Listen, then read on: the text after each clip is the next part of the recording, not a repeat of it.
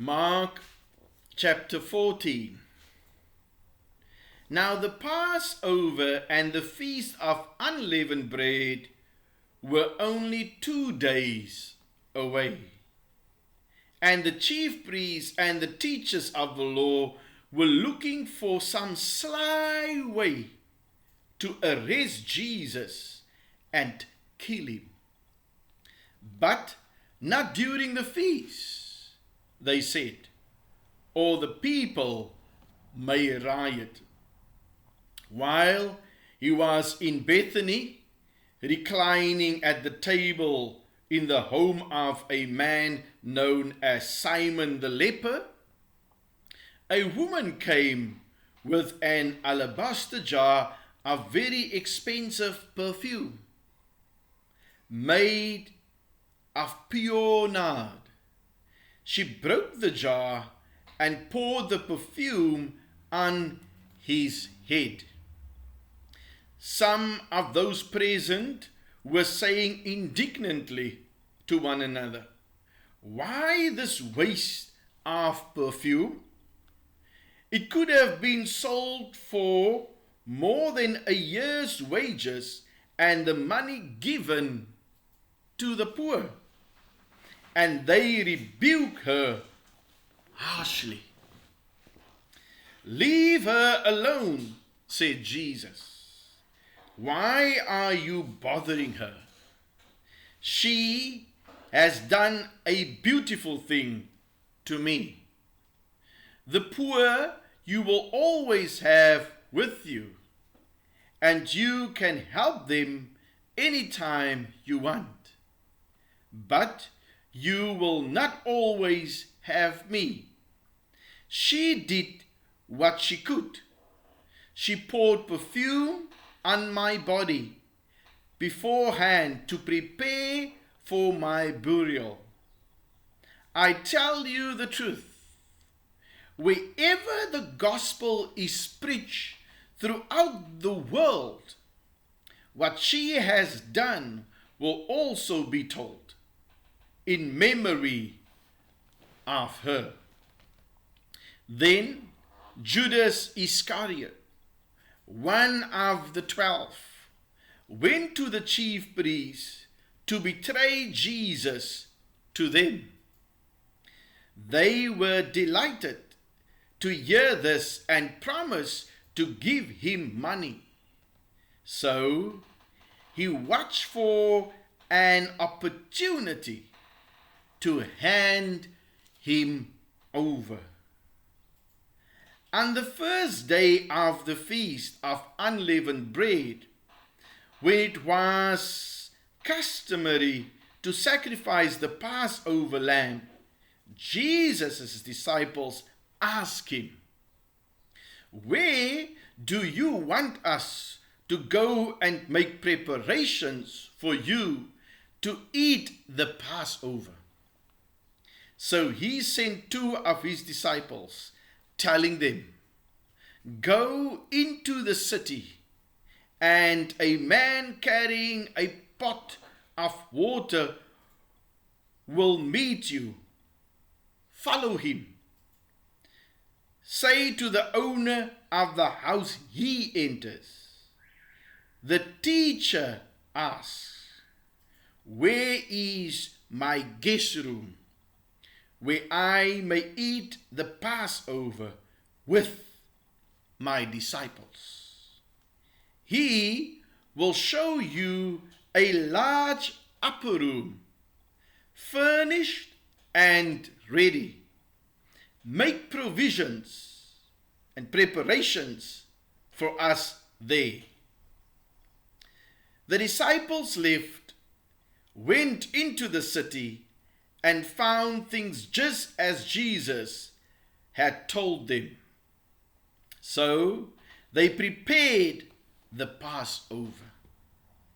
When evening came, Jesus arrived with the 12. While they were reclining at the table eating, he said, "I tell you the truth, one of you will betray me. One who is eating with me." They were saddened, and one by one they said to him, "Surely not I?" "It is one of the 12, he replied, "one who dips bread into the bowl with me. The Son of Man will go just as it is written about him. But woe to that man who betrays the Son of Man. It would be better for him if he had not been born." While they were eating, Jesus took bread, gave thanks, and broke it, and gave it to his disciples, saying, "Take it, this is my body." Then he took the cup, gave thanks, and offered it to them, and they all drank from it. "This is my blood of the covenant, which is poured out for many," he said to them. "I tell you the truth, I will not drink again of the fruit of the vine until that day when I drink it anew in the kingdom of God." When they had sung a hymn, they went out to the Mount of Olives. "You will all fall away," Jesus told them, "for it is written, I will strike the shepherd, and the sheep will be scattered. But after I have risen, I will go ahead of you into Galilee." Peter declared, "Even if all fall away, I will not." "I tell you the truth," Jesus answered. "Today, yes, tonight, before the cock crows twice, you yourself will disown me 3 times. But Peter insisted emphatically, "Even if I have to die with you, I will never disown you." And all the others said the same. They went to a place called Gethsemane, and Jesus said to his disciples, "Sit here while I pray."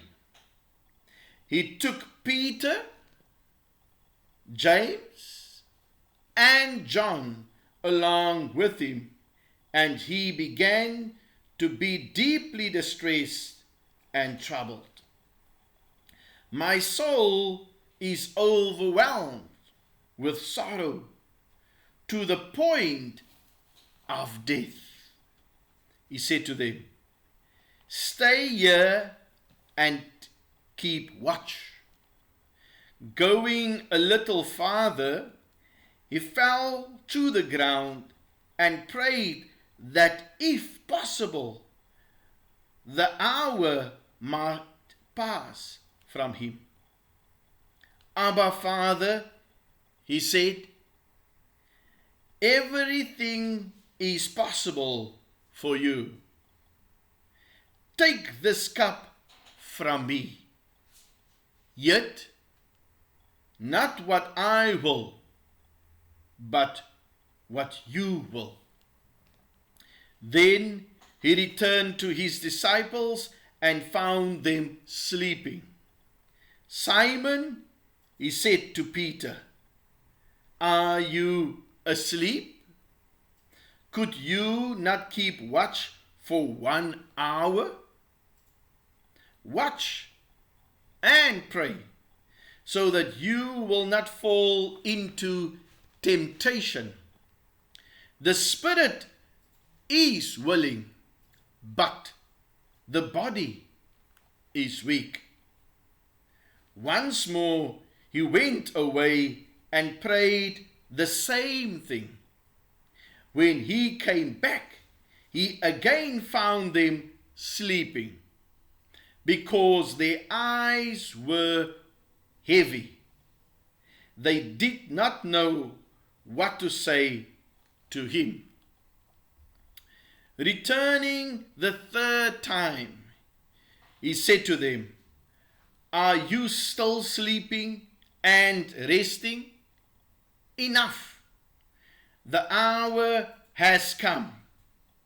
Look, the Son of Man is betrayed into the hands of sinners. Rise, let us go. Here comes my betrayer." Just as he was speaking, Judas, one of the 12, appeared. With him was a crowd armed with swords and clubs, sent from the chief priests, the teachers of the law, and the elders. Now the betrayer had arranged a signal with them. "The one I kiss is the man. Arrest him and lead him away under guard." Going at once to Jesus, Judas said, "Rabbi," and kissed him. The men seized Jesus and arrested him. Then one of those standing near drew his sword and struck the servant of the high priest, cutting off his ear. "Am I leading a rebellion," said Jesus, "that you have come out with swords and clubs to capture me? Every day I was with you, teaching in the temple courts, and you did not arrest me. But the scriptures must be fulfilled." Then everyone deserted him and fled. A young man, wearing nothing but a linen garment, was following Jesus. When they seized him, he fled naked, leaving his garment behind. They took Jesus to the high priest, and all the other chief priests, elders, and teachers of the law came together. Peter followed him at a distance, right into the courtyard of the high priest. There he sat with the guards and warmed himself at the fire. The chief priests and the whole Sanhedrin were looking for evidence against Jesus so that they could put him to death. But they did not find any. Many testified falsely against him, but their statements did not agree. Then some stood up and gave this false testimony against him. "We heard him say, 'I will destroy this man-made temple, and in 3 days will build another, not made by man.' Yet even then their testimony did not agree. Then the high priest stood up before them and asked Jesus, "Are you not going to answer? What is this testimony that these men are bringing against you?" But Jesus remained silent and gave no answer. Again, the high priest asked him, "Are you the Christ, the Son of the Blessed One?" "I am," said Jesus, "and you will see the Son of Man sitting at the right hand of the Mighty One and coming on the clouds of heaven."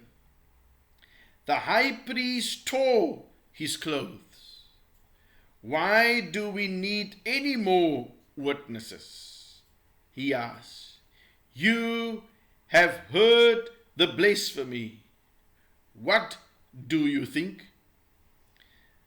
They all condemned him as worthy of death.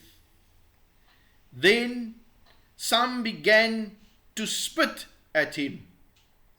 They blindfolded him, struck him with their fists, and said, "Prophesy." And the guards took him and beat him. While Peter was below in the courtyard, one of the servant girls of the high priest came by. When she saw Peter warming himself, she looked closely at him. "You also were with that Nazarene, Jesus," she said. But he denied it. "I don't know or understand what you are talking about," he said, and went out into the entrance. When the servant girl saw him there, she said again to those standing around, "This fellow is one of them." Again, he denied it. After a little while, those standing near said to Peter, "Surely you are one of them, for you are a Galilean." He began to call down curses on himself, and he swore to them, "I don't know this man you are talking about." Immediately, the cock crowed the second time. Then Peter remembered the word Jesus had spoken to him. "Before the cock crows twice, you will disown me 3 times. And he broke down and wept.